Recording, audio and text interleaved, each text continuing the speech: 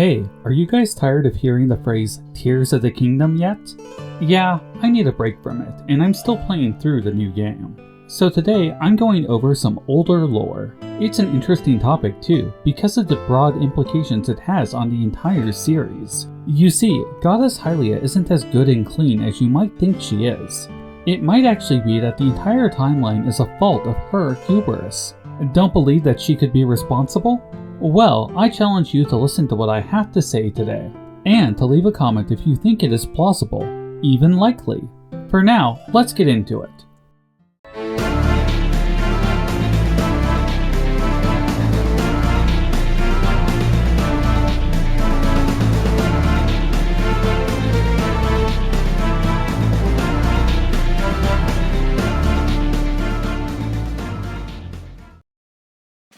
Hey guys, thanks for watching the show. If you like what I do, please give this video a like and subscribe. Make sure to click the bell notification so you don't miss an episode. Thanks to these people for letting me use their assets. Spoilers ahead for the following games. Now, let's begin.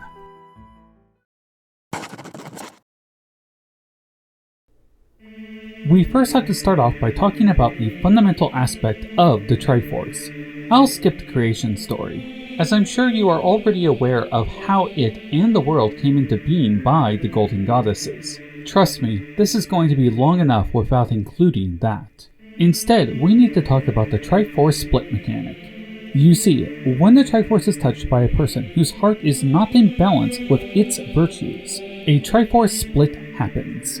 This causes two pieces to disappear, seeking out those who resonate most with its virtues. Wisdom, power, or courage. This is established in Ocarina of Time when Zelda relates an old Sheikah legend to Link. This has always been vague though, as it's not clear how the Triforce can make this determination of a person, or how it even knows how to seek out others. Well, I have a compelling explanation for that, and it all relates to Force. You see, Force, as in the Force part of the Triforce, is a fundamental part of the Zelda universe. It is brought up in some of the side games, and I'll be honest, it is something that I had mostly brushed aside. That is until fellow content creator and occasional guest on my podcast, Zelda Lore, brought up to me that it is talked about in Skyward Sword, with that being a mainline title, and one of the most important entries in the series, I might add. We all know that it was created with the hindsight of the vast majority of games before it. In that game, Impa explains to Link that the Triforce mark on his hand is in relation to Force. With that revelation, I could no longer cast the concept off to be some silly side mechanic, such as seen in Four Swords Adventure, or an alternate explanation for Zelda's powers.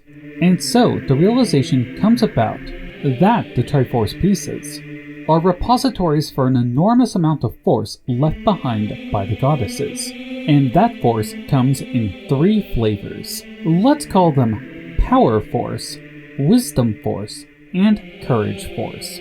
With this metric in mind, we now have a way of determining how the Triforce can evaluate a person's worthiness to use its power.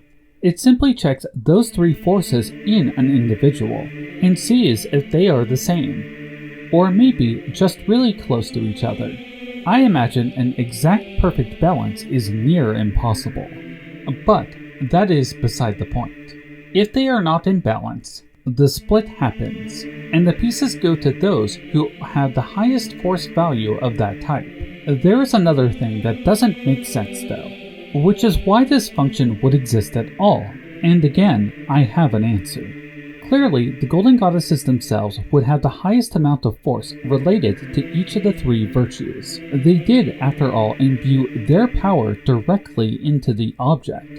And so, if a Triforce split were to happen, and the goddesses were present, wouldn't the pieces then be drawn to their respective goddess? One would remain with the person who touched it, sure, but the other two would seek out those who had the highest force value of that type. And it seems unlikely anything could trump one of the goddesses, right? Of course, we know that isn't the case. We have seen that the pieces go to individuals who are not the goddesses. That begs the question, what is happening? Could it be that the Triforce is bound solely to this realm, and the goddesses departed the realm to do whatever goddesses do? Perhaps. But let's entertain the idea that the Triforce was meant to return to the goddesses regardless of their location, and consider that this mechanic itself was altered specifically to keep the relic bound to this realm. That is the crux of my speculation here. That the mere act of a Triforce split was a sign that something terrible had happened. Something that was not meant to under any circumstance. Something that would warrant the end of the Hyrule Experiment.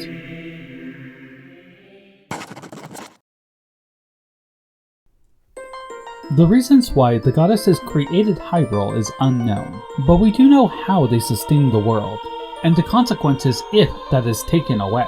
The world and its rules are sustained by the Triforce. Its force is the power source that keeps going what they created. We have seen what happens when that power source is removed. For, in the case of the Kingdom of Lorule, their world decayed to the brink of destruction. As I discussed a bit ago in regards to Twilight Princess, with my friend Hyrule Gamer. In the time that Ganondorf was in the Twilight Realm, signs of decay could be visible around Hyrule. It is my belief that the goddesses were setting up Hyrule as some type of project, not quite a simulation. Perhaps more like a terrarium that they could view and see how things were growing. The Triforce was never meant to fall into the hands of the denizens of the realm. It is the power source of the realm, and the idea of them getting a hold of that power and using it to rewrite the world, that would be disastrous.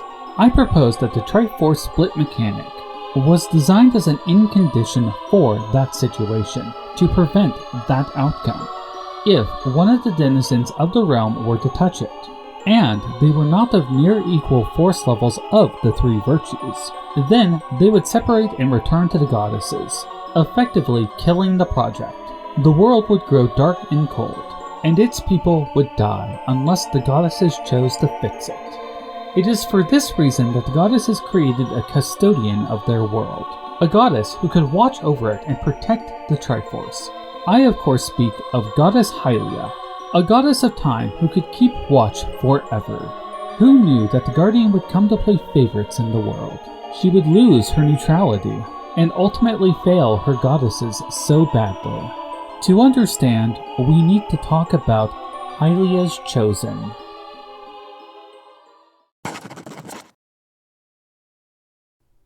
Humans are remarkable creatures. They are intelligent, curious, passionate, and actively push their boundaries. There are many races in the world of Hyrule. Many of them have come and gone, or changed over long periods of time into other forms.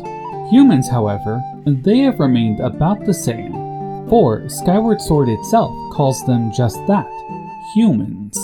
The term Hylian would come about later once Hylia had claimed the race for her own, her favorites of the inhabitants of the world, her chosen people. This was never intended for her though.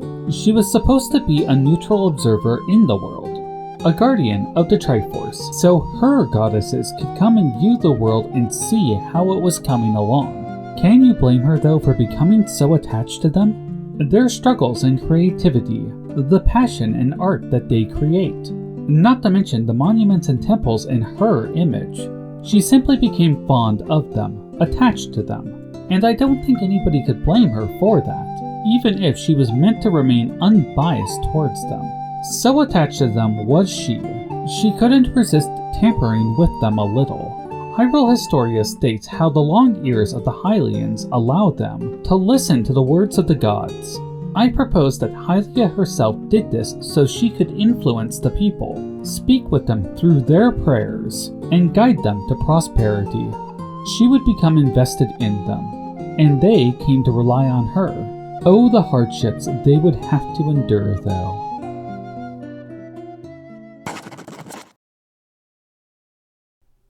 Things were under control, peaceful even. The Hyrule Experiment was running as well as to be expected.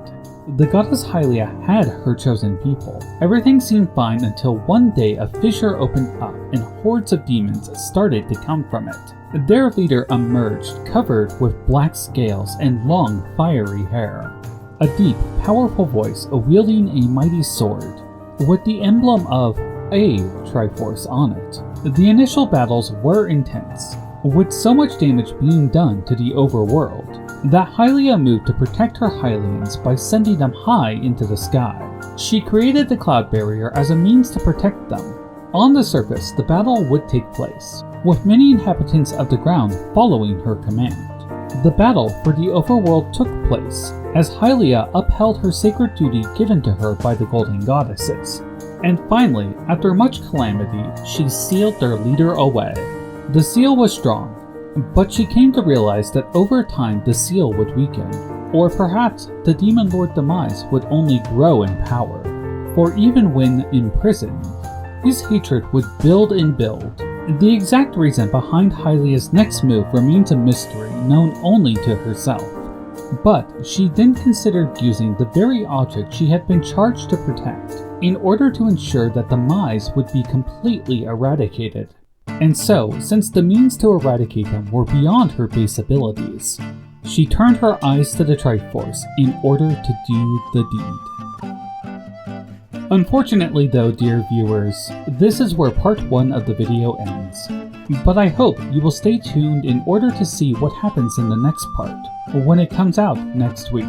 Perhaps you should subscribe and click the notification bell so you won't miss it? All the same, thank you for joining me in part 1 of this 2-part video. I do want to know what you think about all this though. Do you think that the split mechanic was actually intended to keep the Triforce out of mortals' hands? How about the Golden Goddesses? Do you think that to them, Hyrule and its struggles are little more than an experiment? How about Hylia herself? Do you think that it was wrong of her to grow attached to the humans under her protection? Let me know in the comments below, and I will respond to as many of them as I can. This channel is supported by Patreon. Patreon is the backbone of many content creators, and without it, much of the content created by them wouldn't exist. I am in that boat and need your help as my channel is not yet monetized. If you are in a position to help out, please head on over to my Patreon so I can continue making the things that I love for this community. If you join up, you will gain access to my Discord where you can have more direct communication with me and discuss with me the various topics on this channel. I really enjoy bouncing my ideas off people, and I can get pretty chatty about this stuff.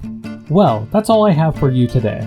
Stay tuned for next week when I talk about what Hylia does in the face of adversity. Until then, may the way of the hero lead to the Triforce.